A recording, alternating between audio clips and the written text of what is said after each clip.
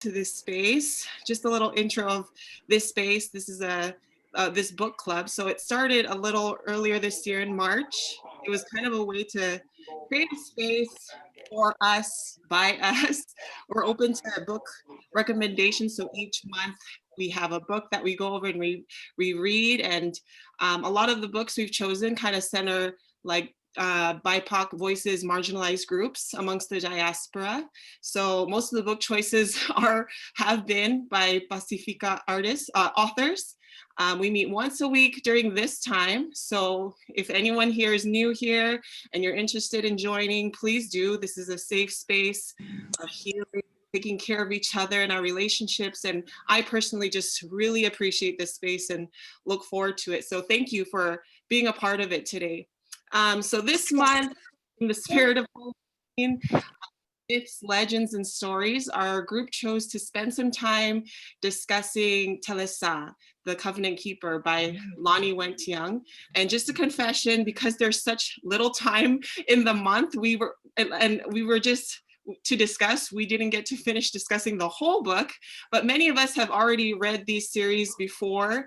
But if you haven't, no worries. We're still so grateful to have you and have a chance to sit together with Lani and learn more about her as a Pacifica writer.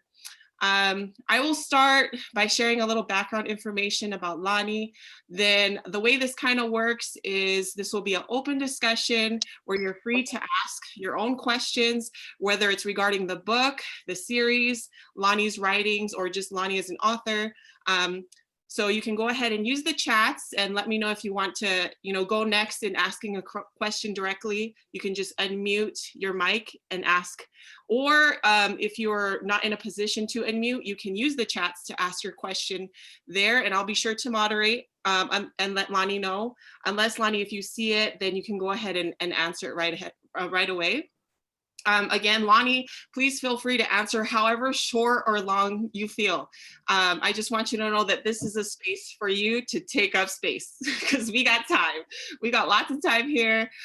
We also want to be considerate of your time. So feel free to, take control of the time here in this space. So just to share some background, Lani Young is an international best-selling author of young adult fantasy, contemporary romance, and literary fiction. In 2018, the 2018 Pacific Laureate, her work is inspired by the diverse mythology of Oceania and the richness of her cultural heritage as a Samoan Maori woman. She is the first Pacifica author to use digital publishing to take the stories of the Blue Continent into the world. She has sold over 250,000 books worldwide. Born and raised in Samoa, she attended university in the USA and New Zealand before returning home to work as a high school English teacher. Her first book was published in 2010, and she became a full-time writer, blogger, and columnist in 2013. She lives in Samoa and New Zealand with her husband, and is it 4 or 5 children? Well, it's 5. I mean, one, he is away in working in New Zealand. So yeah, it's still 5. Okay, just wanted to make sure that was right, correct. 5 children. In February 2019, she was named a recipient of a Waitangi Day Literary Honor by the New Zealand Society of Authors. In 2018, she was the ACP Pacific Laureate selected by the African, Caribbean, Pacific Group of States as they paid tribute to her creativity, courage, and entrepreneurship. She's the author of about 11, maybe 12 books by now, and has won multiple awards for her short fiction. She's worked as a scriptwriter for Disney, and her stories for children are published by the NZ School Journal. She was the 2018 recipient of the Douglas Gabb Australia Pacific Journalism internship, and in 2017, her reporting on climate change issues in the Pacific won her a coveted fellowship award in the UN Climate Conference in Bonn, Germany. In 2012, she won the USP Press Prize with her collection of short fiction, Afakasi Woman. Lani writes columns about feminism, religion, culture, parenting, climate justice, and everything in between. Her essay on a Samoan woman's perspective on ordained women features in Oxford University Press 2015 collection, Mormon Feminism, Essential Writings. Her writing on child sexual abuse and domestic violence in Pacifica communities has generated dialogue in many forums worldwide. Her work is described as witty, ironic, and delicious, flavored with poetic descriptions, garnished with intense passion, coated in the relaxed atmosphere of the Samoan archipelago. In 2019, Lani delivered the annual Book Council lecture, Stories from the Wild, Reading and Writing in the Digital Age. Her talk was widely covered in the New Zealand media, and the published lecture is available online, and I'll post that link there in the chats. In 2020, Afakasi Woman was shortlisted for New Zealand Book Awards for children and young adults. So with that, Lani, I just want to, with that, welcome Lani Wendt Young into the space. Feel free to, add whatever I missed out. What can you not do? So yeah, I'll turn the time over to Lani to share whatever, she feels comfortable sharing, and then we'll continue from there. Wow, I didn't, that's not what you sent me. I didn't know you were going to read all of that. Okay. But yes, thank you so much for the invitation into this space. And thank you so much for that beautiful in-depth introduction, which sounds way better than I thought. But yeah, so like I said, I feel like a massive impersonator fraud now because you've read all of that. But never mind. Okay, so I'm here in Samoa. It's a rainy, still hot day in Samoa.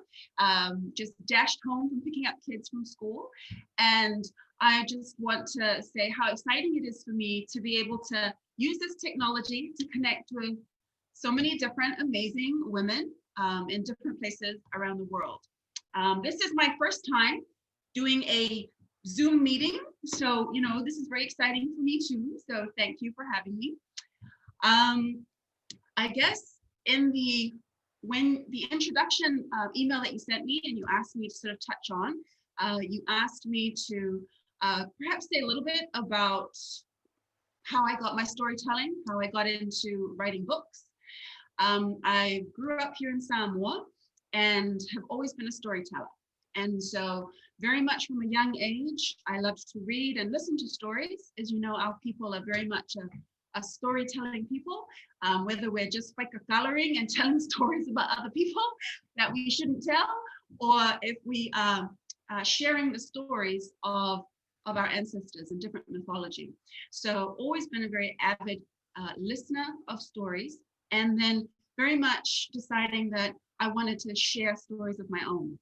And so from there, I wrote lots of stories as a child, and I was the sibling. I have 6 brothers and sisters, and I was the sister who would, when the lights get turned off, there's no TV when I was growing up, no Netflix. I was the sister who then entertained my brothers and sisters with lots of stories. But it wasn't until I was grown up and married with children and really busy. For me, I was always thinking, I'll write a book, I'll write that novel one day. And then I just got really old. And so I think for me, quite a turning point was in 2009, when, as you know, we were hit by the tsunami in 2009. And after that event, I was commissioned to write a book about it. And so the man who commissioned me, he had read quite a few of my articles in the newspaper and some of my stories that were published locally. And so decided that, I'd be the right person for that job. And so I didn't know what I was saying yes to. It was quite an in-depth, a really difficult, sad process, interviewing survivors and rescue workers. But it did give me the opportunity to work for a year as a full-time writer. And I think that that's not an opportunity that many people get. because too often, we have to write in between our regular jobs and school and work and family. And so for a year, I was able to be a full-time author. And so that was my first book. And it sort of was the gateway for me to realize that it is possible for me to start a book and finish it within a very short time frame.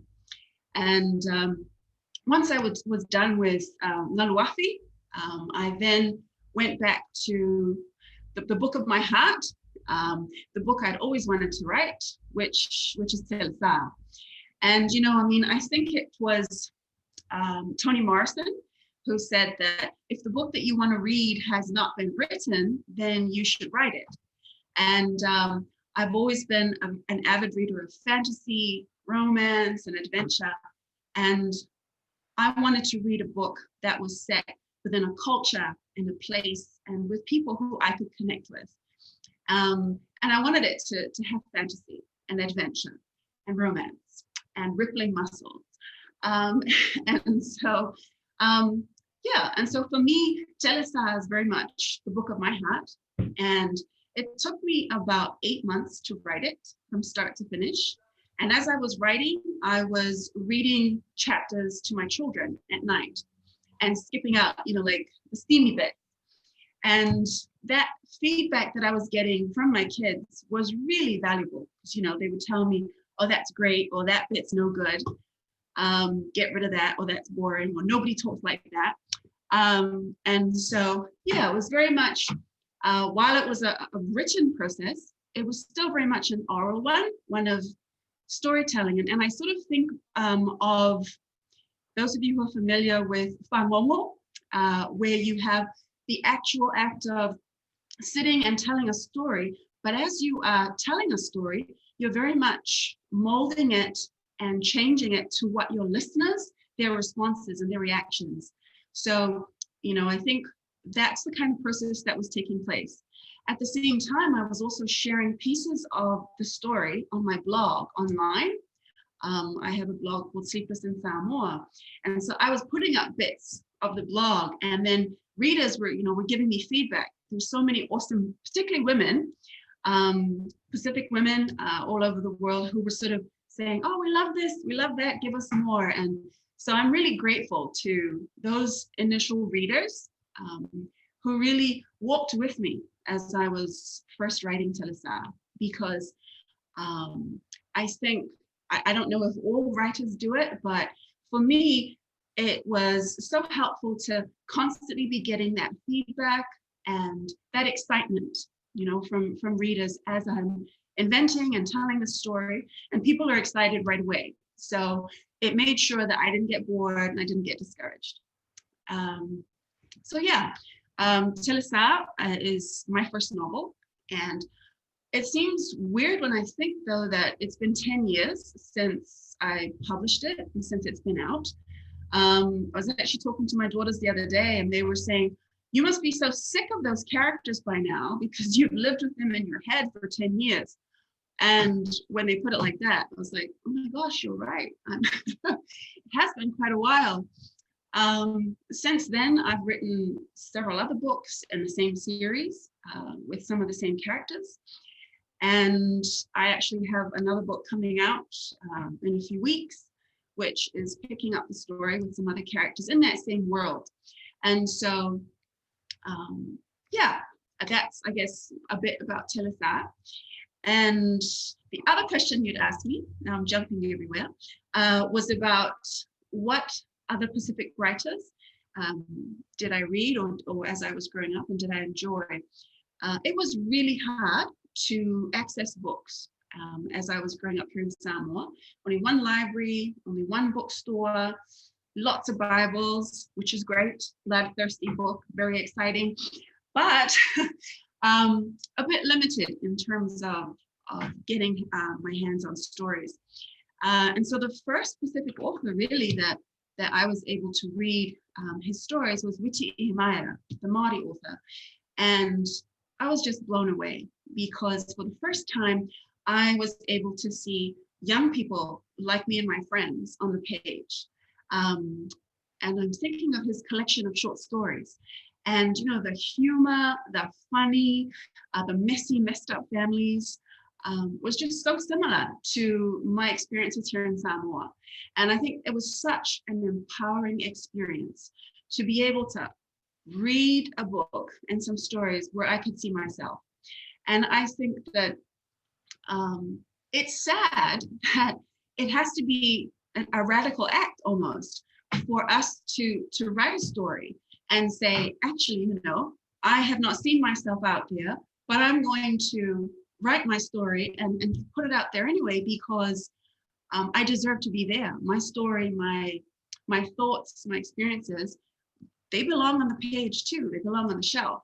And I think that there's still so few of us who are doing that. And we certainly need so many more of us, because there isn't just one Samoan story, you know, there isn't just one Samoan author. And yeah, I look forward to many more of us. And I'm excited that there have been more since Telesa came out. So yeah, Wichi Iamaira was my first Pacific author that really lit my fire. And then Sia Figueira. I'm sure you've read Sia, who is amazing. And I read her books as an older woman, and we were really fortunate to have her come to speak at a school that I was teaching at. And you know, she's such an amazing performer. When she reads, she performs her readings, and the whole school was just totally enraptured. You know, the kids were laughing. The response to her work was so powerful, and I think that experience was also quite a significant one for me. And you know, to see another Samoan woman write a book and have it be stories that were just so real to everyday life and everyday language, and to realize that we don't have to use really fancy English words to tell our stories. We can just use the words that we know and speak the experiences that are ours. And those are powerful stories in and of themselves. So yeah, really grateful for Sia Figueira and her work. Yes, so I think I've answered your two main questions. And I'll open it up because I've said quite a lot already. Okay, I have a question. I'm always curious about character names. Do you have a specific process you go through to pick them, or do you have the character in mind and then you find a name that matches them, or does it start with the name and then the personality? It's worked several different ways for me. So I know, like for Layla and Daniel in Telesa, I mean, Layla's name is actually Layla Pele. And for me, I always wanted to have the names kind of have some kind of like symbolic meaning. And obviously Pele is the Hawaiian goddess of fire. So, you know, there's significance there. But I didn't want to call my character Pele, her first name, because my sister's name is Pele.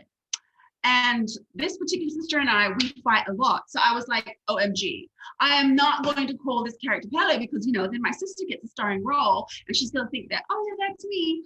So I was like, obviously it can't be Pele. That can't be her first name. Yeah, so see, even silly things like that, they matter, okay? So yeah, so Layla Pele. I mean, Layla was just a name I thought was a beautiful name. Then in the case of Daniel, because he's part Tongan, I wanted like his last name, Tahi. I think that's like with about oceans. And so for me, I always like to have a little tie-in. And a lot of times, some of the characters, their names will be people who I knew growing up. So for example, the name Sarona, she's kind of a bad character, or kind of a, I knew a girl at school and she wasn't very nice. So I knew a Sarona, so she gets to have a name in my book. So sometimes it's like that. It's people's names who I have positive associations with, so they get to be positive characters in my books. And other names are there because there's a little bit of symbolic meaning, kind of like Kiahi, which in Hawaiian has to do with fire. And so, yeah, that's kind of where I get names from. I make mistakes with names though. If anybody who's really with it and has read all the Telesa books, you will notice that I didn't catch on this until later, that the name Ryan, actually Layla's father was called Ryan, and also Daniel's father is called Ryan, because obviously I really like the name Ryan. And so I had to be like, oh my gosh, back up. By then it was too late, it was already in book one. And so in Ocean's Kiss, I kind of cheated and said, no, they misspelled his name. It's actually Ronan. Yeah, so you got to be careful with names, because you can get really fixated on names you really like, and then you get stuck. Thank you. That was a really fun answer to hear, and just to hear a little bit of a backstory behind some of the character names. Hi, Lani. I have a question. So, I wanted to know, was there any other way that you could imagine starting the book aside from a funeral? Like, did you come up with other options that Telesa could have begun and made her way to Samoa from DC? I only asked this because I took a writing class in college, and I know that you have to disrupt the normalcy within like a situation when you begin a story. And so I just wondered, did you have like other ways besides like losing her father and wanting to know who her mother was, that you would have began the book? I guess when I write a book, and in particular Telesa, because it was my first novel, I didn't write it in order. Yeah. And so I mean, I wrote different scenes, and then I went and kind of like when you're making a patchwork quilt. So I write all these different scenes, and then I lay them all out, and I try to figure out, well, how am I going to stick them together, and write the connections. So I knew that I wanted the book to start with this young girl who is coming from America. So even though she's Samoan, like Afakasi or half Samoan, she's still very much an outsider in the sense that she's never actually really been here before. So I knew I wanted her this sort of leaving from the place she's familiar with. And even though it's familiar, she's never quite felt like she belonged. So coming from a place of disconnect, but it's all that she knows. And coming to this place where she has somewhat unrealistic expectations of, this, what she's going to find, this home, this fantasy of, I'm going to find my people. And I think a lot of people come to Samoa or back to the islands with that kind of thing in mind. But yeah, so I knew that I wanted her to be coming. And then I just sort of threw in the funeral. I'd written the scene about the funeral, and the death. And so I was like, oh, well, that seems like a great place to put it. And I think for me, it really emphasized her sense of the loss and the sadness that she was coming from.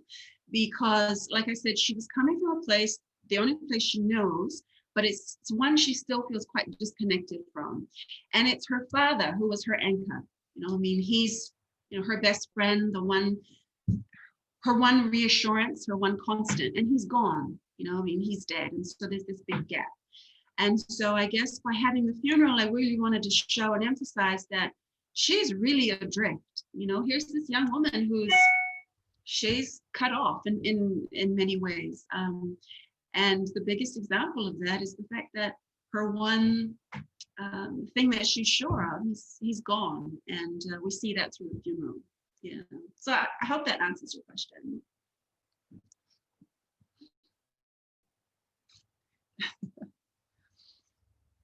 I'm just looking at the side on the chat to make sure if there's any questions there that anybody has on that side too. The sister love hate is real. I don't know if any of you have sisters, but it's, yes, the love hate with sisters is very strong. So if you've read my Scarlet Lies series, you'll also see the sister relationships there are quite tangled and complex. And it's because I have 3 sisters. And I love them dearly, but yes, it's very messy and tangled. So sister relationships is quite, I think, a strong theme that runs through all my books. Any other question?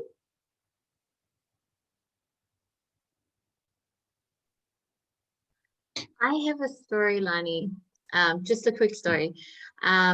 When I was getting married, I was living in Australia. My husband was living in Japan. We were getting married in Hawaii. And I think it's like 8 years ago. And we, Australia, Japan, married Hawaii. Okay. yeah, my husband's from Hawaii. And so we really wanted to kind of integrate things that were personal to us. And we were just two people in our families that everybody was waiting for to get married. And so I had messaged you, and I can't even remember what platform I had messaged you on. If my sister could pick up a signed book from you. And she did. You accommodated. You were like on your way to the airport or something. It was a quick exchange. Because people were throwing money at us for our wedding day, and we're like, what are we going to do with all this money? So my husband came up with an idea that we were going to give prizes away at the wedding, but they were going to be personal prizes, like things that were like personal to us.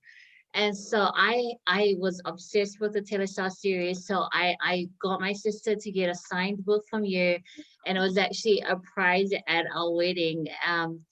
And so that was awesome. Thank you. But one of the things that my mom was horrified. She's old school someone. She was like, Telesa, you cannot do that at the wedding. You cannot give a book away. Like you're gonna like almost like I was gonna curse my wedding. And I'm like, Mom, it's not that kind of Telesa that we grew up with.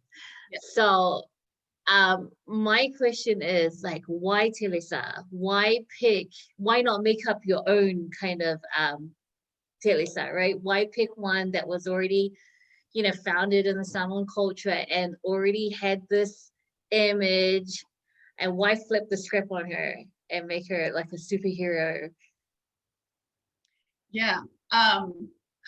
First of all, I want to say, I'm so glad that I did sign the book for your sister. I thought you were going to tell me like, and you didn't, and it was so terrible. So really relieved that worked out. Good question.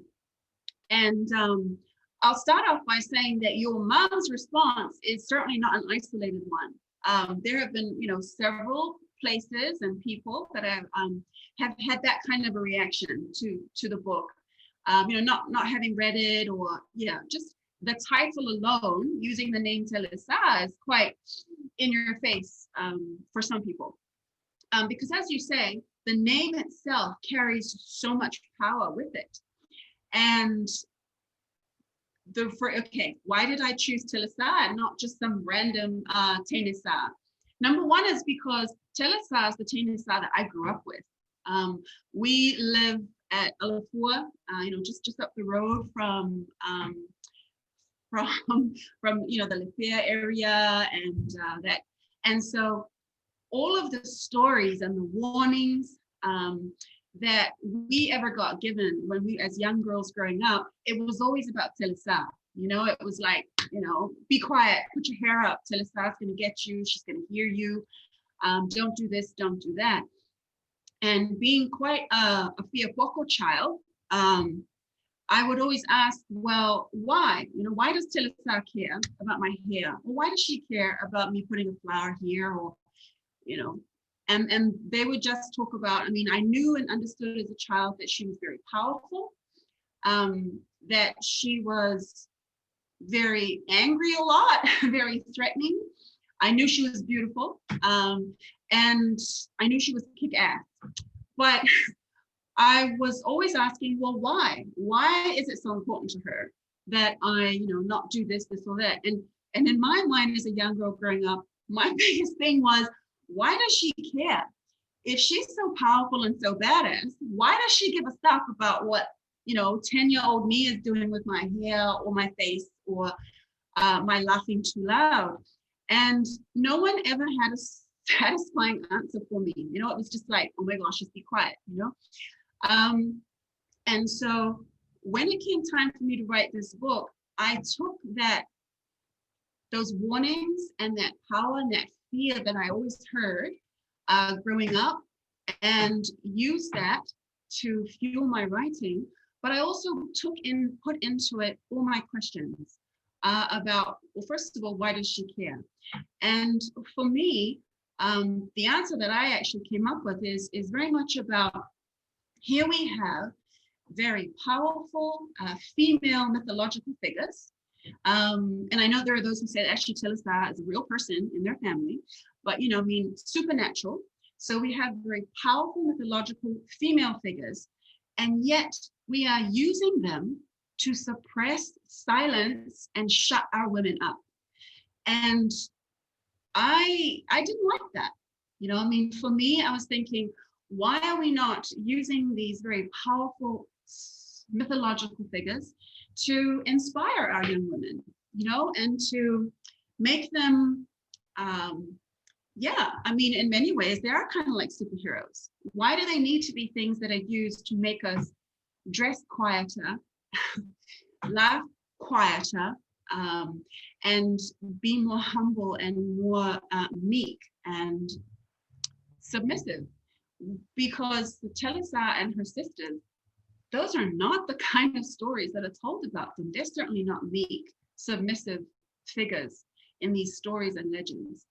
And so that's why I decided, no, I'm gonna use that. I'm gonna take her, and I'm gonna turn it on its head. And I was very conscious of the fact that there would be people who didn't like that they would see that as a threat or as upsetting. And my challenge, my response back to that has always been, I think we need to ask ourselves, how have the stories and the legends of Telesa and these Aitu women, how have they been appropriated, whether it's through Christianity or by men or even by women in our society? How have they changed through time? Because it makes no sense to me that such powerful figures would be obsessed with just very petty, minute things, like whether or not a girl is wearing red lipstick and has a red flower in her hair. So yeah, it was me being fiapopo, and messing with a very strongly established legend or story, and twisting it. So yeah, that's why I did it, to make it make sense to me, I guess.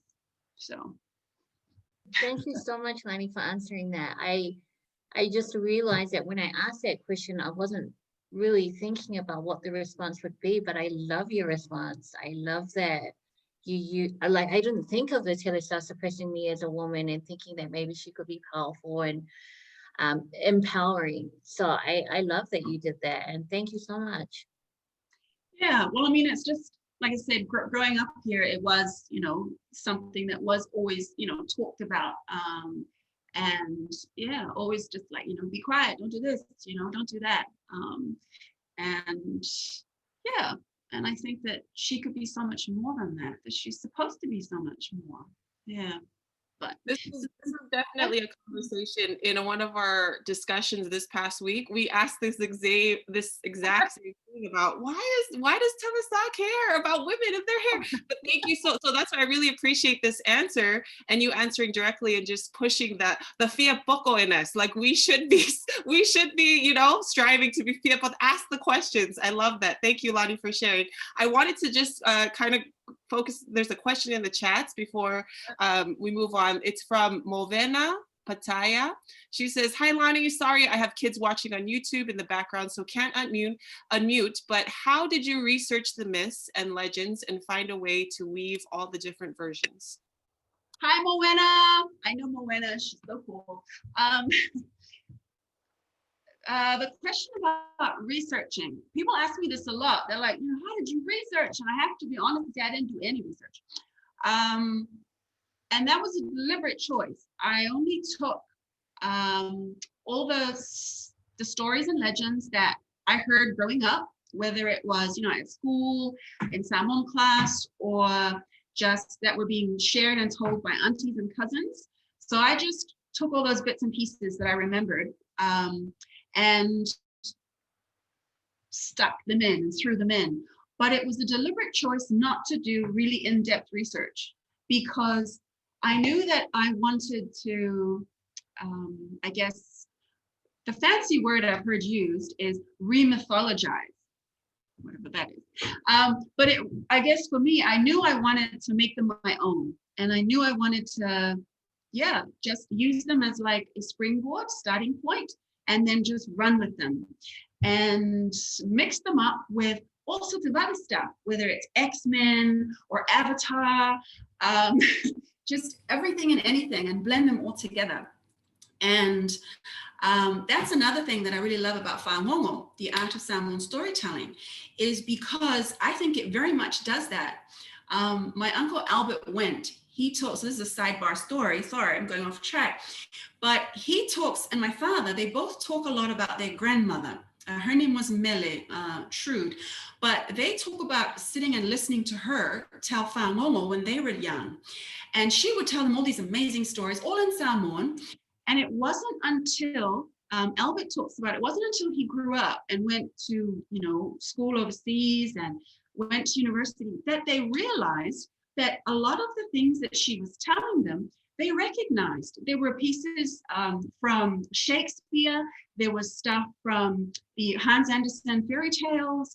And so then they realized that what their grandmother had actually been doing is, she had been taking and blending things from the Bible, from Shakespeare, because she spoke 3 different languages, and then elements from Samoan legends, and she was weaving them all together into her whāngongo. And I think that very much that's what I like best to do. I throw, everything in there. So no research, Moana, sorry. So, nobody should use my books as a way to really feel like they can learn the legit legends. But I always encourage people, if they read a book of mine and they get really interested in a particular story, that they should then go and talk to their elders, ask their grandparents, sit down and ask them, what's the story of, Vaya, Paula, whatever, tell it to me. And that's, then you can get even more information and more of the rich storytelling that our people are known for. Yeah. Hope that answered your question, Mo. Thank you. We have another question from Mommy Doane. I have a question. Sorry, I'm at work, so I can't put the mic and camera on. I'm Hawaiian and I live in Hawaii. I also went to a Hawaiian immersion school, and it is very normal to talk about Hawaiian gods often. I have a lot of Samoan family and friends, and I've been told that it is not common to talk about the old gods back in Samoa. Did you have any backlash from family or friends when you chose to write about the old gods and goddesses? What was interesting to me is that I haven't had any backlash locally in Samoa. But the only places that I have had people get upset is overseas, in Samoan communities overseas. So I was invited to a school in Auckland, for example, a girls' school. And when I got there, I was invited to speak to the students in an assembly. And the librarian took me aside at the start just to say, we sent out a letter to all the students' parents about your visit. And some of the girls, their parents said that they weren't allowed to come to your presentation because they think that, you're not supposed to be talking about Telesa and saying her name. And so, I thought that was interesting. And then also in Australia, I was speaking at a school, and they had invited some members of the community, and there was an elder, a Samoan gentleman, who got up, and I thought he was getting up to say nice things, but he told me off. And he was basically saying, what makes you think you can write about Amiasina in your book? And who do you think you are? And so, like I said, I haven't, here in Samoa, I think everyone's like, oh, it's just a story, it's a book, whoop-de-doo. And it's that girl who was always, telling lots of stories, good people. But any pushback has mainly been from some Samoan communities overseas. And I wonder sometimes if that's also a reflection of some of the differences, because what I have noticed is that sometimes in some of our Samoan communities overseas, there's people who haven't been home for 20, 30, 40 years, and holding on quite firmly to a type of our Samoan culture that perhaps, I mean, it's not even like that really still here, you know, and so for me, I see that and I understand that as, you know, that gives them reassurance and strength. And so I respect the position that they're coming from. Yeah. Hope that answers the question. Oh, there we go. I'm just checking the side to see if there's any other questions. Lani, do you think you could, I mean, just heard that you wrote for some Disney movie, but because it's October here in the States, I'm in like a spooky Halloween mood. But do you ever see yourself possibly writing a scary movie that comes from like the Pacific Islands? Because I feel like it could really be a thing and you might be like the perfect author to do it. So if I could gas you up, I'm gonna like gas you up to do it. But I was gonna say, have you ever considered writing like a thriller Islander book? I mean, like I said, it's October, so I'm in a kind of spooky mood right now. Well, I'm very much follow that thing about write what you like to read. So my number one like to read is romance and fantasy, so that's Telesa, and then and then romance is Scarlet Line series. The next thing I really love to read is like epic high fantasy, kind of like, yeah, and so that's another book that I'm writing. But I do not like to read horror or scary books. I hate watching horror movies and scary movies. So no, that would be the last thing that I. Although I do have to say though that for those of you who have read Bone Bearer, the whole section there writing about Pele and how she became who she is. For me, that was like a challenge that I set myself because Pele is very much a sociopath, psychotic killer.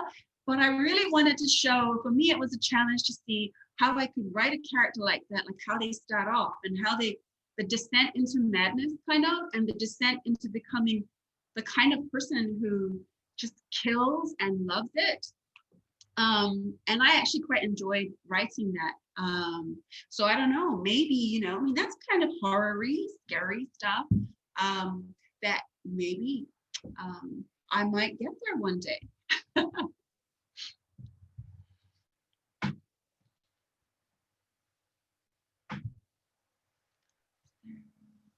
Hi, Lani. Oh, sorry, you go ahead.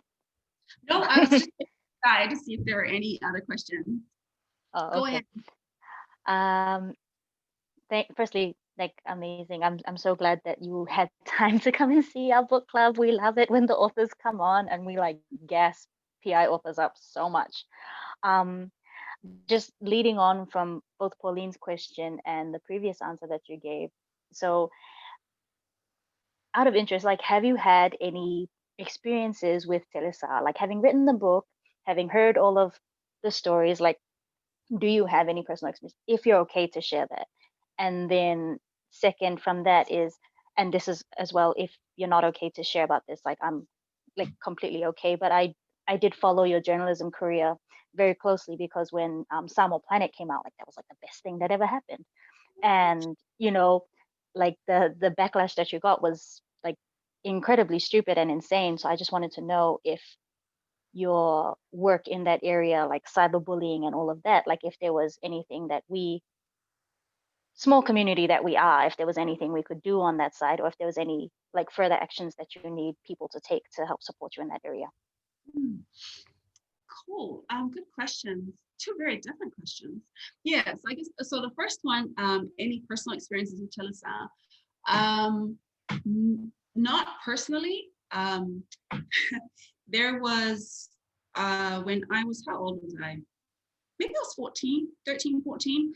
I was a matching girl. I don't know, you know, if you grew up in Samoa, you know, we have matching girls and they are like, it's really intense competition, kind of like it's just as intense as cheerleaders, I reckon, okay? Requires heaps of discipline and practice. But anyway, I was a marching girl at Le Fifi. And for those who don't know, marching girls, they put a team together and march and do all these combinations, and we perform at Independence. And then you get prizes. Anyway, so I was a marching girl, and one of the requirements is that you have to camp for a week before Independence. And so we were camping, and another girl on the team, they said she was possessed by Telesa. Yeah, she got sick, and I guess from an observer's perspective, it was a little bit scary to watch.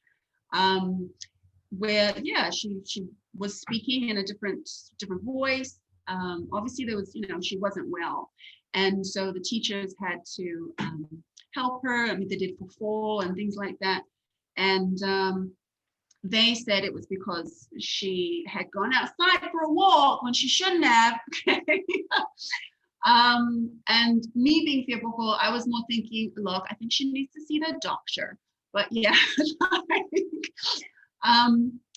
so for me, that was my only up close experience of seeing, I guess, what they would have called Telesa's work in action.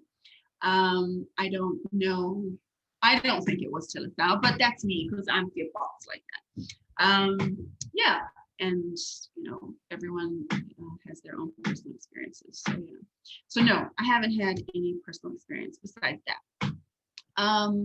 Then to your question about the online bullying, that was an intense year. I mean, it almost went for a year. It was pretty intense, and I think like when you haven't had it happen to you, and you're always like, oh, it's just words, that kind of stuff. It's not gonna, why would it affect you?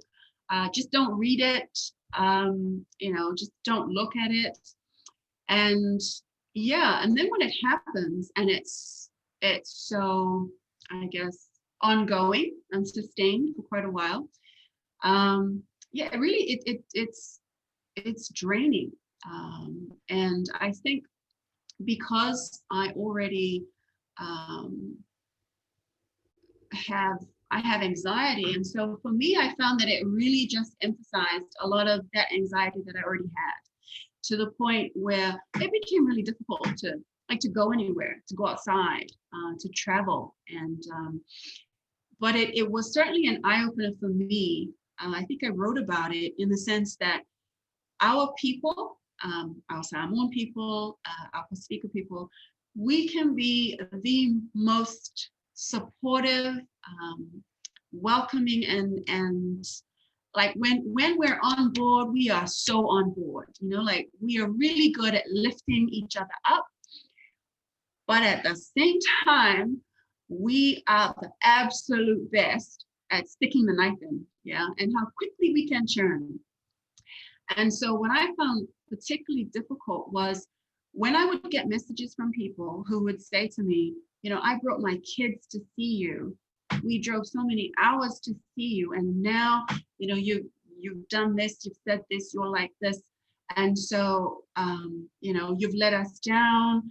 And now I'm just going to burn all your books, and those. So it was more the ones, those things felt more personal than the random saying that they wanted to kill me and chop me up. Those things you're like, whatever.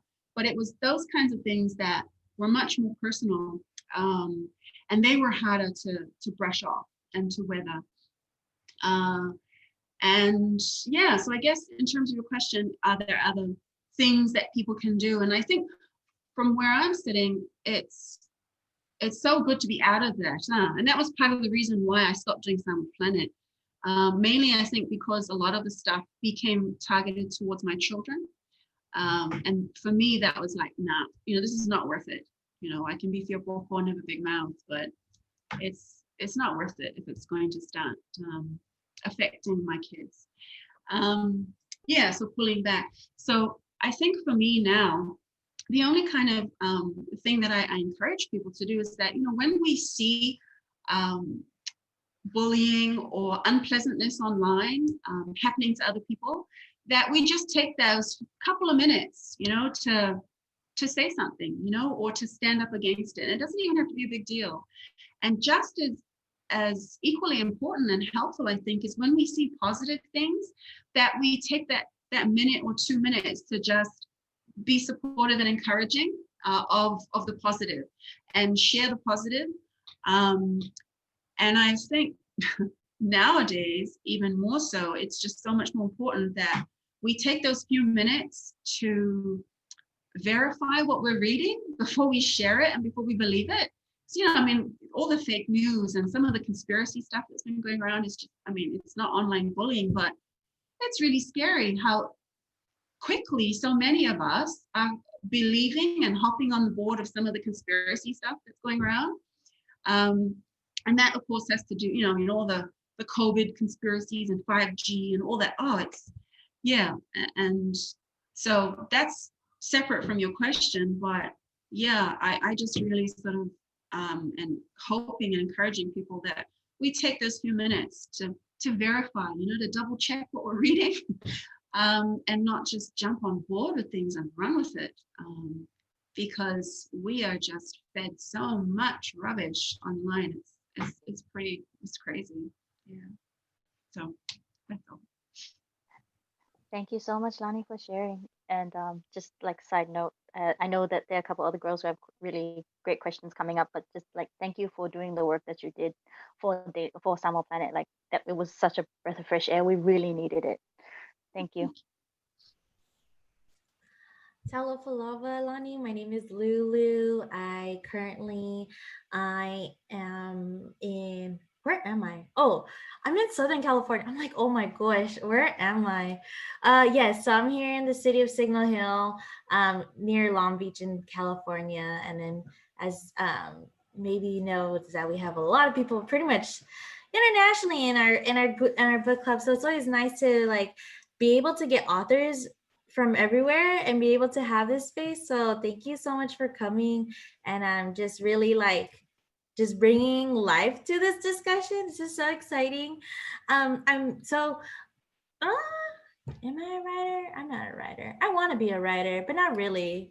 But like a poem writer, I write poems. Yeah. Anyways, so with that, I wanted to ask you, like, you know, what writing exercises do you do to prepare yourself to write a book? You know, like I look at the, like like when I read this Telesa book, I'm like, okay, this is really dense.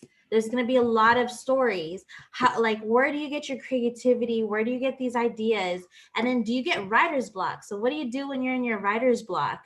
Do you go into like a retreat mode or something like that? And so I wanted to see if you had any suggestions of like writing exercises for people who are like aspiring to write, whether it's novels, poems, or whatever, and kind of those related topics and questions. Yeah. Awesome questions and topics. So, and if you write poetry, yes, you're a writer. It's great to meet another writer. And that's an awesome question about, I guess, a writing techniques and writing skills question. What I have found to be the biggest obstacle for me when I'm trying to get something written and get something finished is I have to overcome that thing and that voice inside my head that tells me that something needs to be perfect in here and all totally formulated before I can write it and put it on the page. And that is the barrier so many times, because then I'll sit and, you know, and I'll think and I got to think about it, and then I get distracted and then nothing gets written down on the page. So when you talk about, I guess, a writing drill or a technique that is helpful, and one that works for me is that I actually set a timer. And so I'll put a timer on my phone, and if I'm just starting out, like I haven't been writing for a long time, I will set it extra short. So I might just set it for 5 minutes or 10 minutes, and I'll set it, and I will then sit at the computer, and I have to just, and the challenge is to write without stopping until the timer goes off. And I may even start out by just typing the lyrics of a song. I might be just typing Eminem, I'm just like, losing my word, just to get the vibe flowing. And the goal is to just get yourself flowing in a writing flow. And so I'll write for the 10 minutes and then I stop. And then I might go back and look at what I've written. And if it's utter rubbish, then I'm like, okay. And then I turn on the timer again and I'll write for another 10 minutes. And as I go throughout the day, I'll extend the timer. And at the end of my writing time, whether it's, after a couple of hours, I'm done, I'll then stop and then I'll look at it and then I make those decisions. Is any of this any good? And I'll go through and I will find some nuggets that are great. And I know I'm going to work on them the next day. And the other bits that are rubbish, I'll just chuck them and put them aside. But at least I have something to work with. Whereas if I just sit and wait until, I got all the great story in my head, it may never come out and I may never get it put onto the page. So that's a writing drill, I guess, that I use. The other thing that I do is I set small goals. And this is just the same. I think it works even like, when we're setting a fitness goal, we can be like, oh my gosh, I'm going to work out for 2 hours and, eat no sugar, no bread. But, we set goals that are way too big and then we can't do them and we can't maintain them. And so even for myself, when I've had a writing break, whether I haven't really been writing properly for a couple of weeks and I come back into it, I have to set myself small goals. And so I'm going to tell myself, today I'm going to write for 1 hour. Rather than, today, 8 hours solid at the desk, man, it doesn't happen. I usually spend most of that 8 hours on the internet, or I have a nap on the sofa. And my kids catch me and they're like, she's napping again. So set small goals, because you can't just jump in there and run a marathon. You got to start off with little bits. So I do that. When it's time for me to write a novel, I'll do it 1 hour a day. And then I just build on it from there. Then I'll add 2 hours, then I'll work just 3. And the third thing that I always tell people is great is I like to blog. And so I think for many people, whether it's writing in a journal or whether it's songwriting or writing a poem, but oftentimes there's a kind of writing that we actually enjoy more. And so I challenge myself to do that regularly, because a book I'm writing, that's my work, that's the project. But each day I might spend an hour on the fun, which might be, I'll just write a fun blog about my kids, or I'll just, write a blog about my husband complaining again. And I may not publish it, I may not put it anywhere, but at least it gets you into writing mode. And so, yeah, those are my 3 things to help with writing. Hope they help. Yeah, no, thank you so much. I feel like it was reassuring because I kind of practiced that timer. I don't know I know there's like a certain term for it. I don't know. And I kind of practiced it when I was in grad school. But now I kind of practice it a little bit when I'm like doing poems and all that fun stuff. But this like creative dump, I feel like if there is anything I could publish, it's just a bunch of creative dump. But of course, it doesn't make sense. So, but I'm glad that like I'm on the same page and on track. But definitely, I appreciate all those tips for sure. Yeah, and I think like when I was writing my first book, it was very different from now when I'm writing like book number 12, because of course book 1 it was just like it was fun nonstop. Like yeah, it's so great, and everything was just coming out onto the page, no problem. But then by like about book 3, it was getting serious. It was like, okay, this is a job.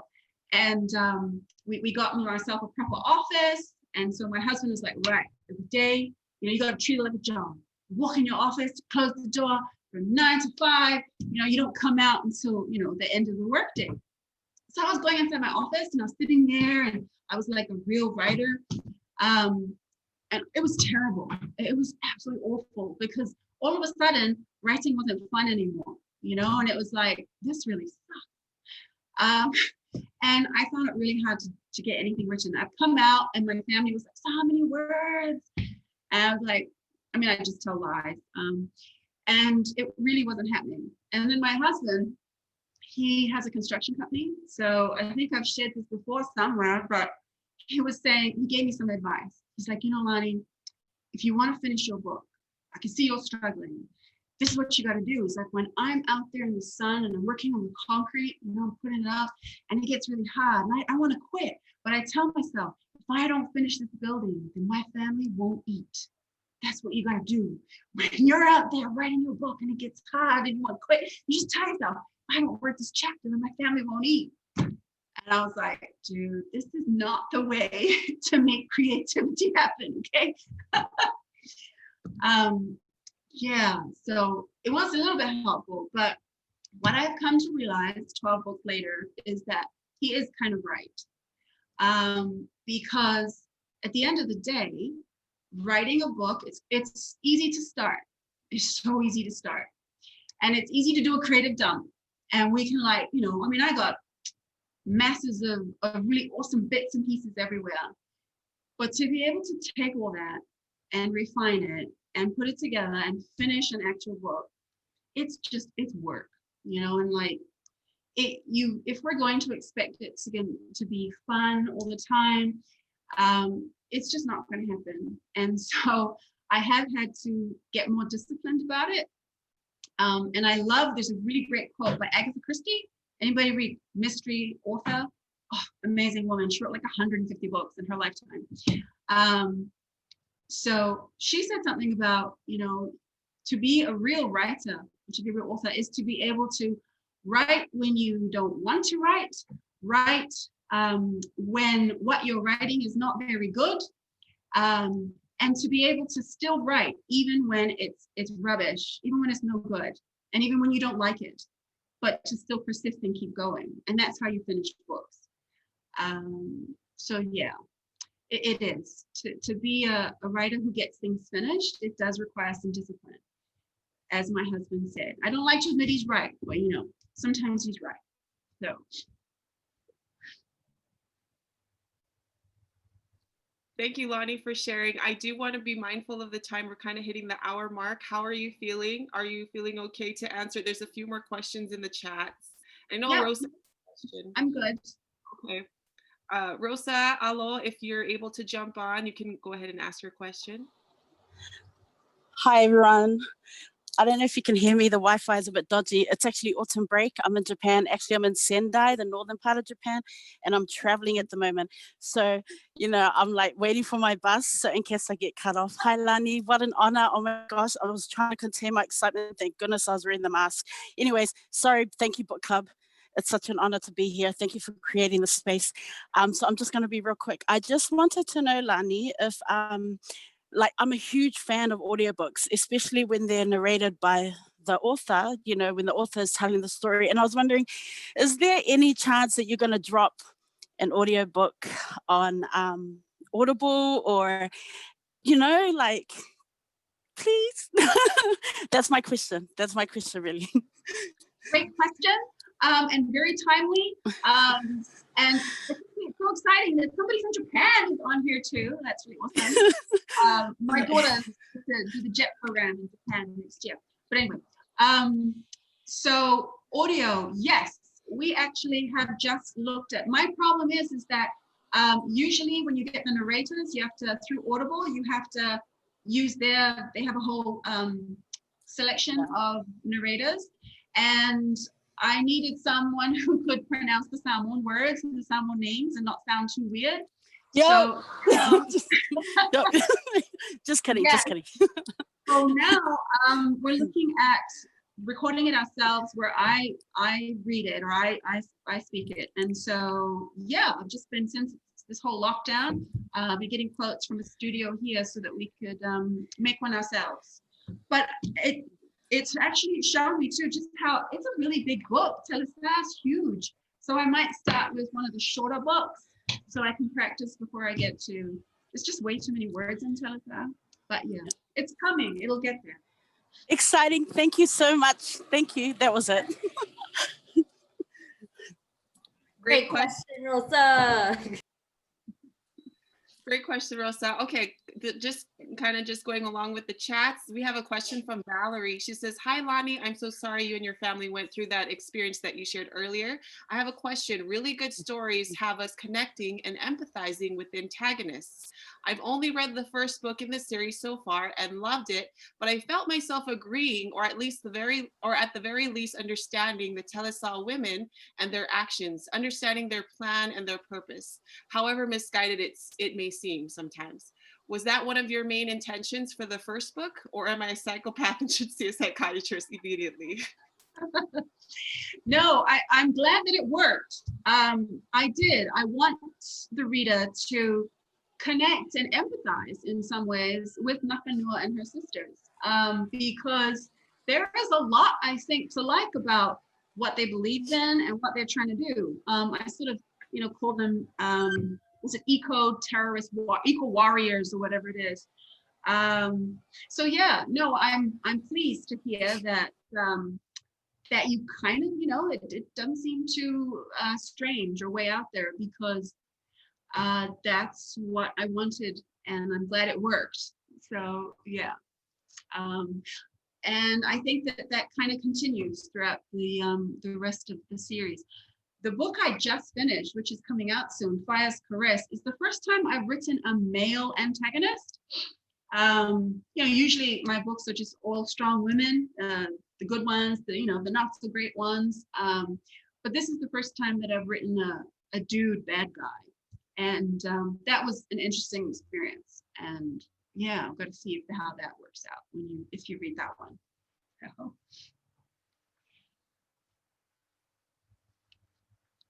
Momi is asking, "I have a silly question and feel maybe the other women might be interested to know. How did you get Ezra Taylor to be in the photos of your book?" These are the vital, important questions. So, true story.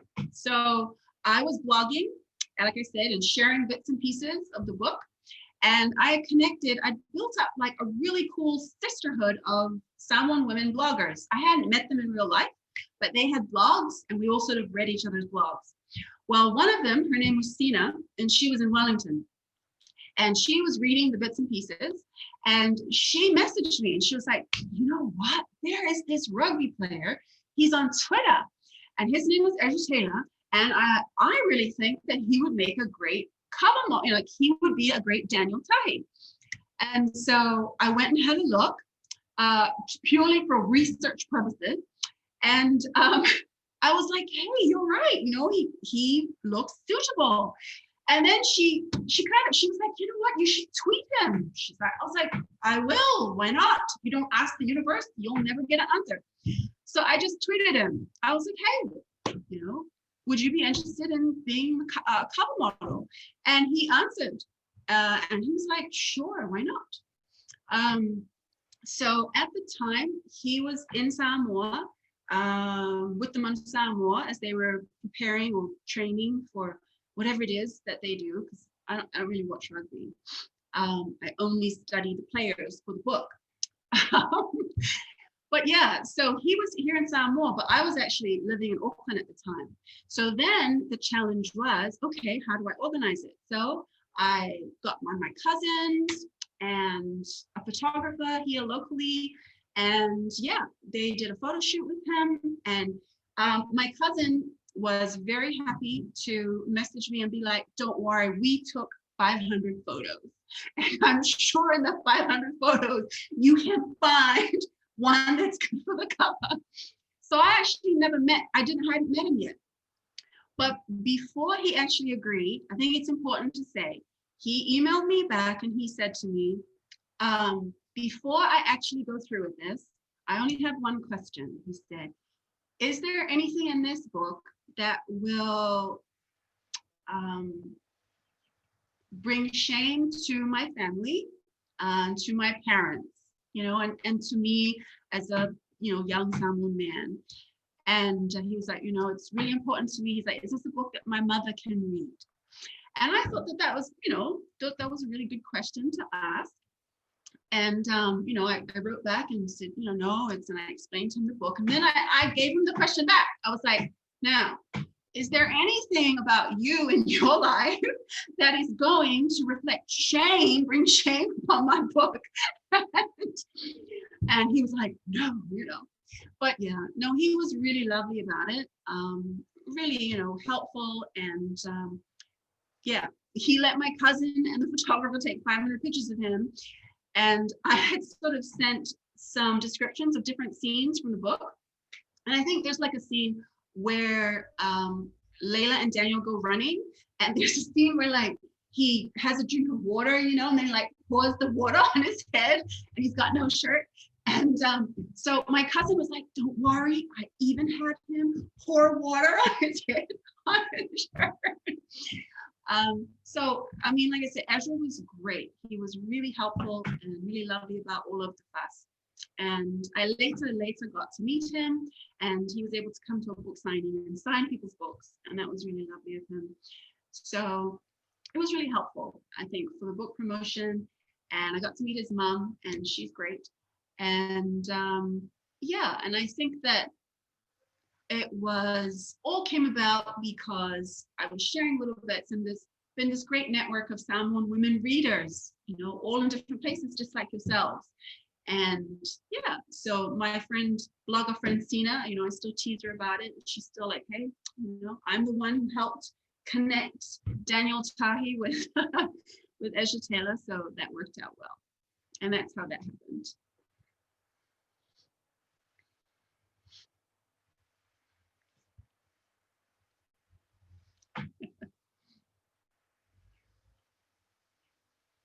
I'm loving the comments in the chat.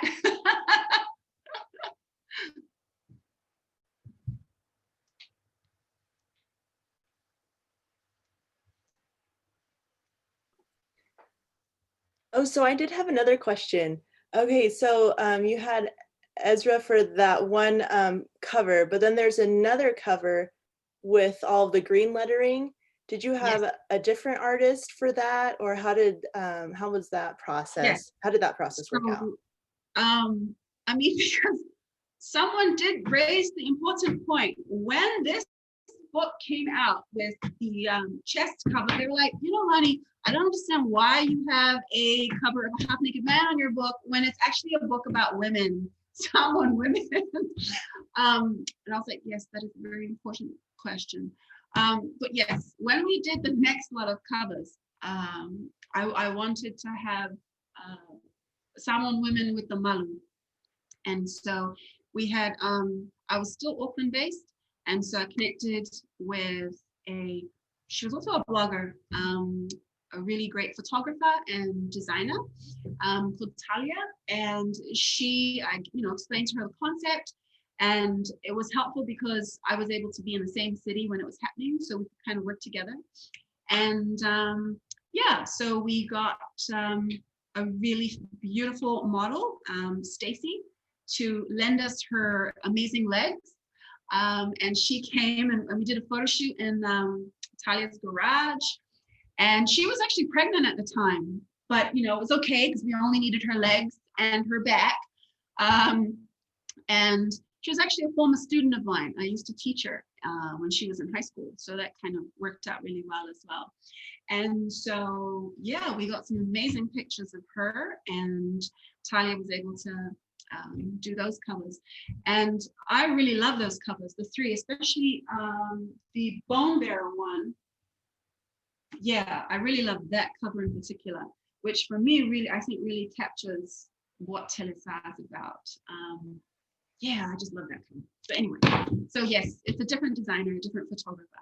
And I think that, yeah, while the Naked Guy cover is very powerful, I think that the women and the malu is probably much more representative of what the series is about. Hi, it's such an honor to hear you live rather than just following snippets of you on the internet. My question is, are you reading a book right now? And if you are, what are you reading? And then I always like to ask, folks that write who your favorite authors might be, Pacifica or otherwise. There's too many favorites.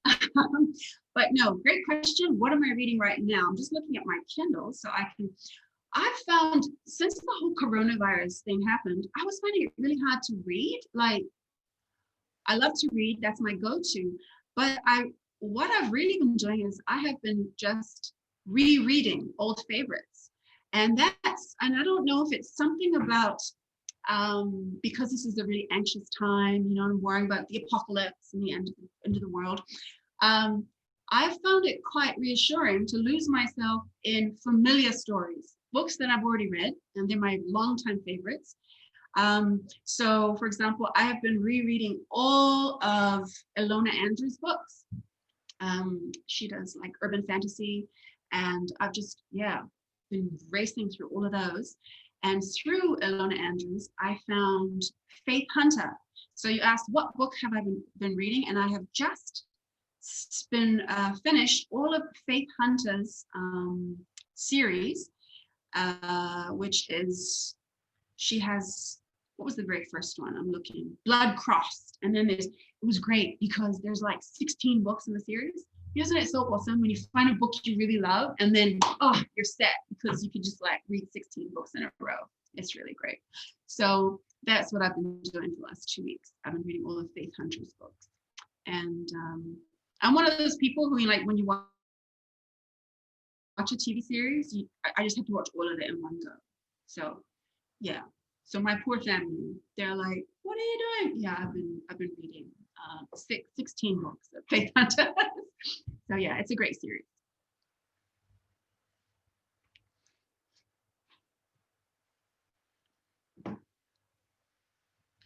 I should join your book club. I would love to join your book club. Yes. Was there another? I have a real quick question. I don't know if this was answered right before I joined on, but you had mentioned in one of your, what is that called? When you went to speak to people, it's on YouTube and we were stalking you before this. So you had mentioned how you had submitted Telesa to a bunch of publishers and they did not appreciate it. And then you just did it yourself. And like, I just think that's such a, part question, part compliment. Like, I just feel like for us to see someone like us just do the damn thing, like, is so inspiring. But so as a lot of us are like creators, what advice or like words of wisdom would you give when we're faced with that type of rejection? Because it was like 30 something publishers, right? And then like, we're reading this and like, why? Like, but you knew your worth. I just kind of want to just feed off of your inspiration on what we should do to keep going when people tell us to stop. No, thank you. No, so I, as soon as I finished writing Telesa, I started, it's querying. You send a little piece of the book and an outline of what it's about. And so you query agents and publishers, and I was just getting lots of, no. One publisher based in New Zealand, they said, we would like to read the whole thing. So I was like, right, this is it. My kids were like, wow, Mom, be the next Harry Potter, it's all happening. So, I sent them the full book. But again, she got back to me and said, oh, I know, I enjoyed the story, but we just don't think that there's enough of a market for this kind of book. So in other words, we don't think brown people will like to read. There's not enough brown people that are going to want to read a book.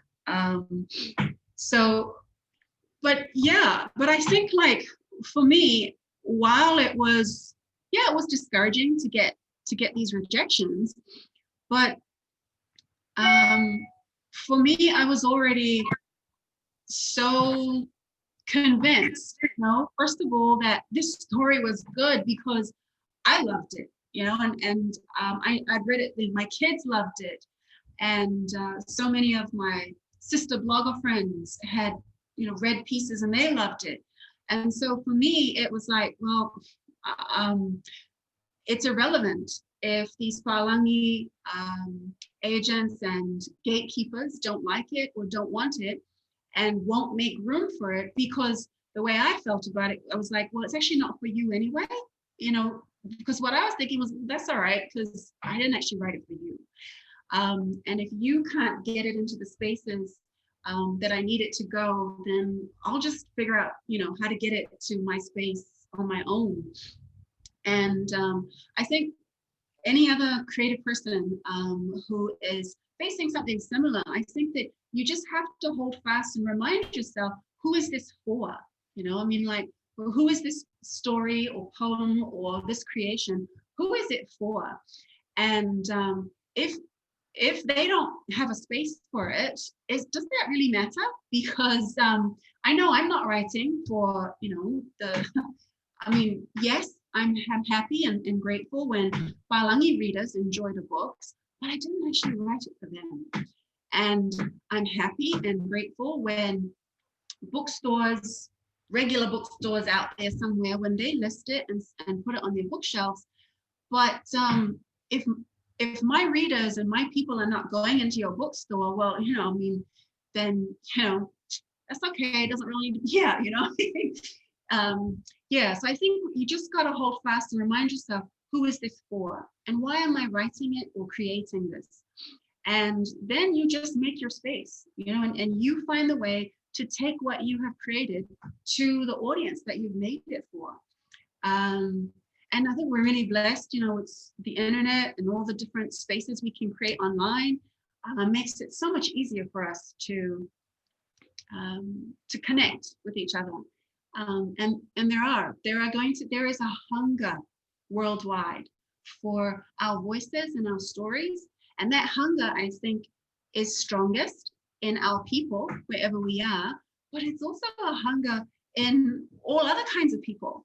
And yeah, you just gotta hold fast to that and don't let people I mean, who are they? Like, what do they know? You know, about what do they know about it's my story. And I'm writing about what I know and I love it. So if I love it, then that's all that matters. Thank you so much. We have a question from Eseta, who is here, but she says she's currently in uni, so she can't unmute. She says, I loved your book, and especially in the book, I love the scene about how Layla got her malu and how it was given to her by her mother and sisters. So beautiful. I was wondering, how did you dream up that scene? Was there any inspiration behind it? Yeah, that's also, I think, one of my favorite scenes in the book. And for me, it's the scene that I wish could happen in real life. It's one of the reasons why I don't have a malu yet, because I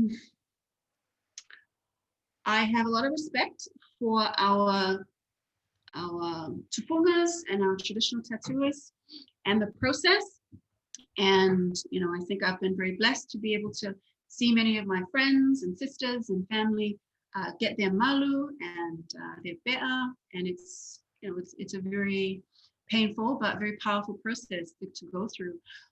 But at the same time, I have often felt though that for me to the malu, you are actually handing your body over to oftentimes they're strangers, you know, men.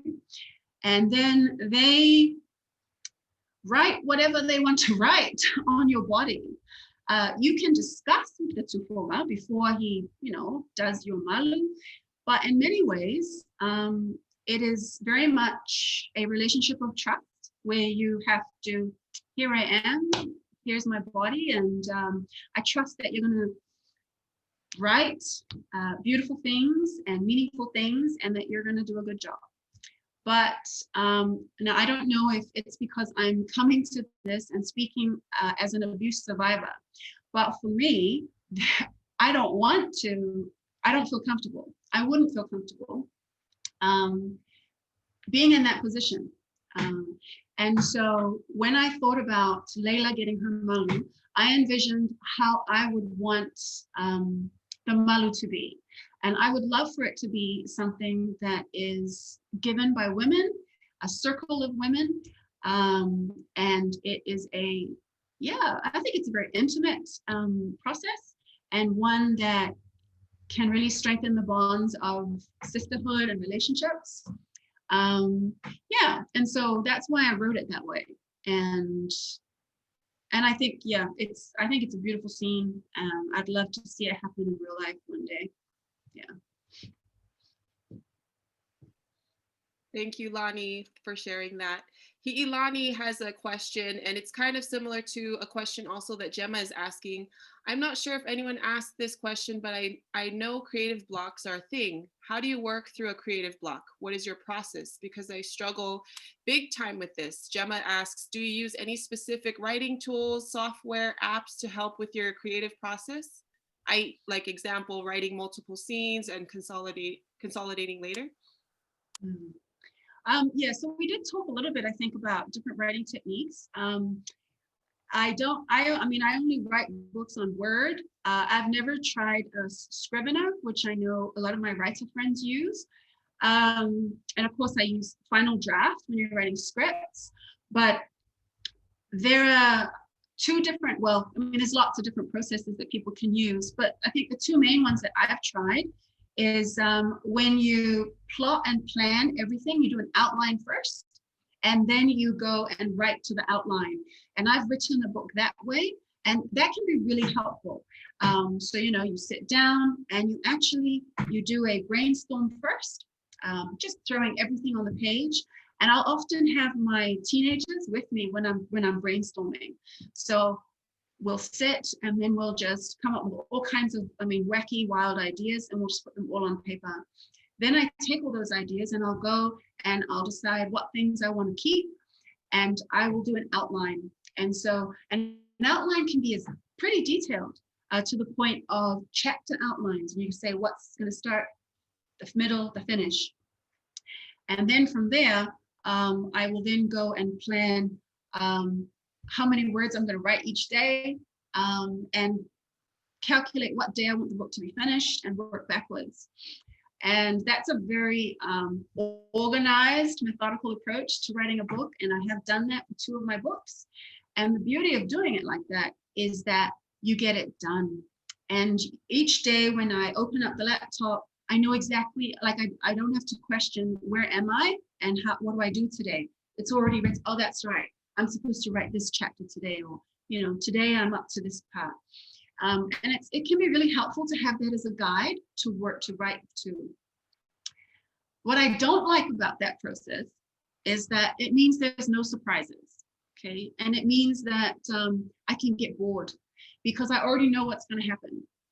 And for me, if I already know what's happening, then I don't need to write the book, because the ending is, I'm happy, so-and-so's happy. They already had their happy ending, so why do I need to waste my time writing the story? Because that's finished already in my head. So the other way that I also like to write is, I don't know what's going to happen. I'll still do the brainstorm, and I'll kind of do a vague outline, but I won't map it all out. And then I'll just write scenes as they come to me. I mentioned it before, kind of like a patchwork. So I'll just write scenes and moments. And then at the end of that process, I'll go through and decide, oh, this scene belongs here. And, oh, we should put this here. And what I like about that is there's a lot of surprises. I don't know what's going to happen. Characters surprise me. They do things and it's like, oh, wow, I didn't know they could do that. And then people just die, like Jason just died. And even to this day, I'm still like, no, why did he have to die? And then people say to me, well, you wrote it, duh. But yeah, if I had planned that book, I wouldn't have killed him. But yeah, so 2 different ways to write. I think I was a bit more specific earlier, talking about specific techniques, but I do get blocks. I get creative blocks. And sometimes what helps me is to put everything away and take a break. I love to watch movies. I think, when you go step away from books, and go to something else that's just creative, but is a different form. So I'll go watch a bunch of movies. And I'll be sitting in the theater and I'll be so like, oh my gosh, yes, this is so great. I'm gonna go home and write my book. And yeah, so sometimes turning to a different creative format can help you get some fire going for the project you're supposed to be working on. I also find it really helpful to write on 2 books at a time, but never more than 2, okay? And usually helps if they're 2 very different books, okay? So if one is a romance and one is something, more serious. So you write a bit on this one, and then when you get sick of it, you turn and you write something else, and you kind of jump back and forth. So it's helpful. When I was doing Summer Planet, for example, I would work on news articles or a lot of research articles about climate change. And then I could have a break. My break was to write romance, and then you can jump between the 2. And that way you don't get sick of either one. You kind of use the other one to feed the other one.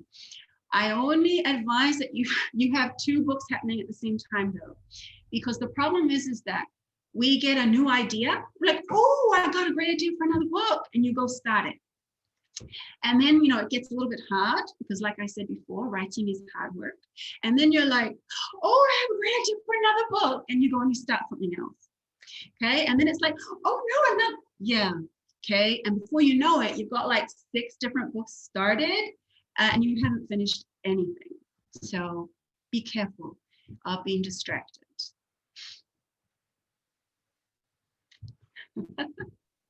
Yes, squirrel, that's right.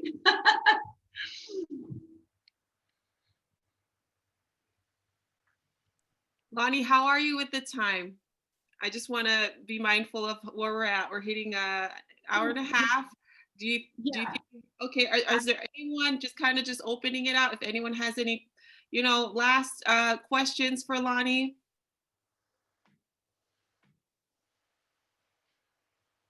One last question. You said you turned to shows. Are you watching any shows that you're into that you could share with us before you go? Well, on Sunday, I watched there's a show on Netflix that just came out called The Queen's Gambit, which is about like a chess prodigy. But yeah, I'm the type of person, like I said, when I watch a show, I have to watch all of it, all in one go. So I watched all of that on Sunday. And what was it? And before that, I was watching Suits, and but then the super brainy guy left, so I was like, yeah, I've had enough of the show. But yes, I think that there's a lot of really good shows out there, but I have to make sure I have the time, because if I start one, then I have to finish all of it, and then I don't do any writing or any work. So movies are better because they have a time limit to them. Speaking of, Momi is asking, have you ever thought about having the books made into movie or a series? I would love to see more of our brown people on the TV movies. Yeah, I actually 2 weeks ago I signed a film option, but I can't talk about it anymore than that. And yeah, just have to wait and see when they're ready to talk about it. But yes, so it's actually for a series. And yeah, when they are ready, then I'll be excited to talk about it more. Awesome. We're looking forward to it. We won't say anything. Thank you, Lani. So just in closing, Lani, I know there are many places and multiple places to get your books. Is there a specific place that you would want people to order your books from? Was it like whether online, your website? Is there any specific place, or it doesn't really matter for you? Probably, the easiest is Amazon. And ebooks are, obviously the most convenient. If you're in New Zealand, then it's One Tree House Press, and they're in most of the bookstores in New Zealand. But Amazon seems to be the most widely, available and convenient place to get them. Yeah. All right, everyone. So go ahead, go grab your books, send them over to your loved ones as a gift. you know, we could share the love. Lani, I just want to say again, malo apito, thank you so much for sharing space with us. We as a book club want to send you, you know, Alpha, just a small gift, small way of sharing our appreciation for you, for your work. So please give me your mailing address when you have the time. And yeah, if it's okay, we usually end with just like a group photo. And if you have, you know, your book on hand with you, you just pose it up to the screen. I had an ebook, so I'm just going to use my phone. So you can go ahead and pose, and I'll count it down so that I know everyone's ready. If you want to, Lilika, I can take the pic. I can screenshot the picture. That would help because I'm trying to figure out how to hold my. Oh, I got you. Okay, hold on. Okay, on a count of 3. Ready? 1, 2, 3. Okay, wait, give me 1 second. Let me just make sure I got it. Okay, hold on. You get it? Wait 1 second. Got it. Can you see my book? I accidentally touched it and it switched to the first page. Oh yeah, I see a white screen. You want to do it again? Do it again. Yeah, let's take 2. Take 2. Thank you. Okay, ready? Does everybody here? Hold on. Let me scan so I see everybody's book. Oh shoot. Okay, hold on. I see everybody's book. Okay, we're gonna take another picture on a count of 3. Ready? 1, 2, 3. Okay. Let me check it. Did it work?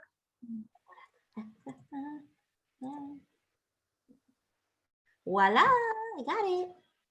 Awesome. We'll get those over to you. If you're new here, again, you're always welcome to this space. We have it every week at this time. Lani, are there any other